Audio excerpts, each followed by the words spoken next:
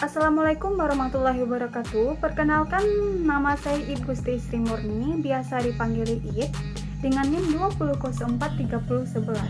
Saya berasal dari Prodi Akuntansi S1, Fakultas Ekonomi Universitas Negeri Padang.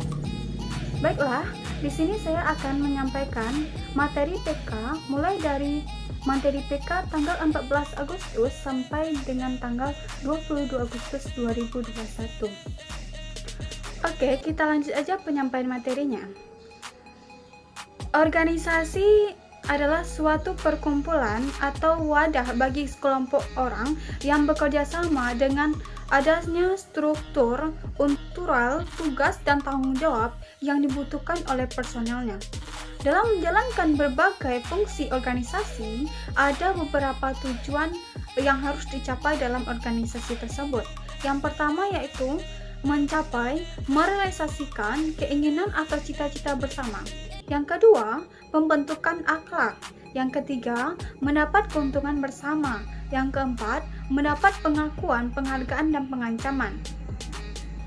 Dan yang kelima, memperoleh hasil akhir dalam waktu tertentu. Selanjutnya, personal branding. Personal branding sangat penting.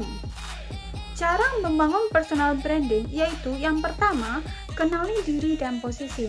Yang kedua, buatlah alat atau media perkenalan diri. Yang ketiga, sampaikan tujuan melalui komunikasi. Dan yang keempat, menjaga kesan yang baik. Keuntungan memiliki personal branding ini yaitu yang pertama, menjadi top of mind. Yang kedua, meningkatkan prestasi. Yang ketiga, mendapatkan pengakuan. Yang keempat, memudahkan untuk mencapai tujuan. Yang kelima, menempatkan diri dalam peran leadership. Selanjutnya, tujuan memiliki personal branding ini adalah yang pertama, mempengaruhi persepsi orang lain terhadap kita. Yang kedua, menempatkan kita di atas kompetisi. Yang ketiga, memberitahu orang lain tentang diri kita, tujuan kita, dan apa yang membuat kita berbeda. Yang mempengaruhi personal branding adalah yang pertama, posisi. Yang kedua, keahlian atau kualitas. Yang ketiga, lead pantas. Tips dalam personal branding ini yaitu fokus dengan kelebihan. Selanjutnya, memberikan nilai tambah bagi dirimu sendiri. Yang ketiga, berani mencoba hal baru. Dan yang keempat, mau mendengarkan penilaian dari orang lain. Kita sebagai mahasiswa harus menjadi mahasiswa yang berprestasi. Tips menjadi mahasiswa berprestasi itu yang pertama, kenali diri sendiri. Yang kedua, adanya ridho atau restu dari orang tua. Yang ketiga, pilih background atau mentor yang tepat. Perubahan global dipengaruhi oleh canggihnya teknologi informasi, komunikasi, dan transportasi, yang mana hal ini sangat berpengaruh terhadap kehidupan masyarakat sendiri. Hal ini juga akan menghilangkan batas dan merubah sifat masyarakat secara dinamis. Teknologi komunikasi dan informasi ini telah mengubah perang konvensional menjadi perang modern, menggunakan teknologi, media massa, dan lain sebagainya. Perang dalam hal ini itu bertujuan untuk mengubah pola pikir, bukan perang untuk kegiatan militer, tetapi perang melalui ideologi, politik, ekonomi, sosial, dan budaya. Tanpa disadari, infiltrasi sasarannya adalah ketahanan ekonomi, pertahanan dan keamanan, budaya, ideologi, lingkungan, politik, dan karakternya sendiri. Selain itu, ada juga tantangan bagi generasi muda pada zaman sekarang, yaitu baik itu di bidang fashion, perfilman, food atau makanan, fantasi, filosofi, maupun finansial atau keuangan, yang mana semua itu sangat berpengaruh pada perubahan global pada zaman sekarang ini.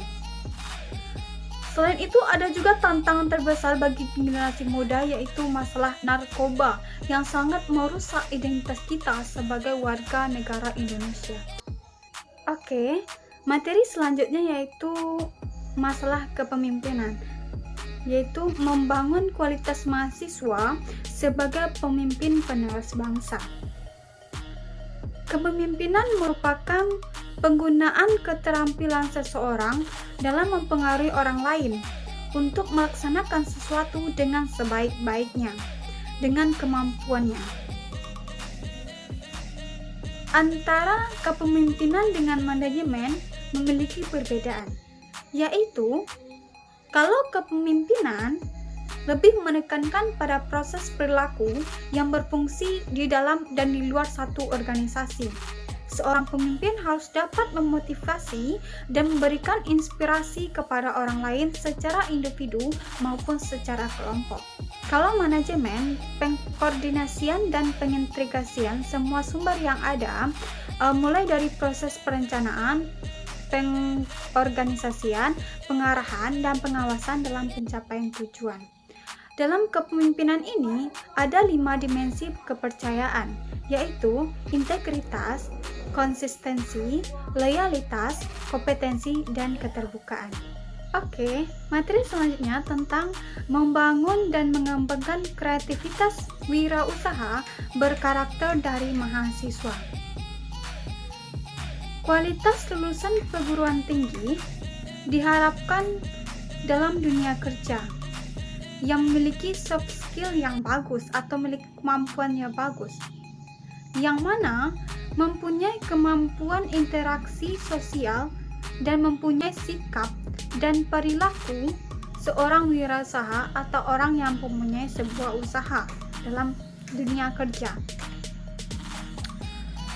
Contoh sikap yang harus dimiliki adalah kemampuan berkomunikasi, kejujuran, etika, motivasi, kepemimpinan, kepercayaan diri, kreativitas, dan pandai berwirausaha. Dalam mengembangkan kreativitas, ada 4 cara atau step yang harus dicapai. Yang pertama, employee. Yang kedua, business owner. Yang ketiga, self-employed. Dan yang keempat, investor. Dalam berwirausaha pasti memerlukan ide. Ide adalah gambaran dari semua eksekusi. Untuk melahirkan ide kita harus mempunyai cara-cara atau tahap.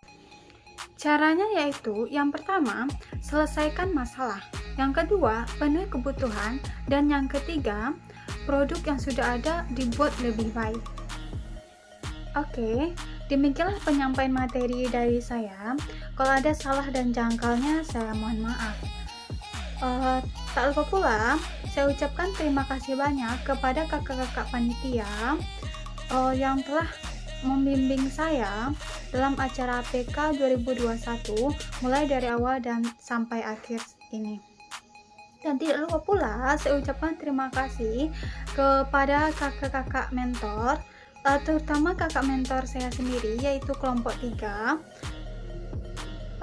Terima kasih kepada kakak Alfitriani dan kak Aditya yang telah membimbing saya selama acara PK 2021 ini.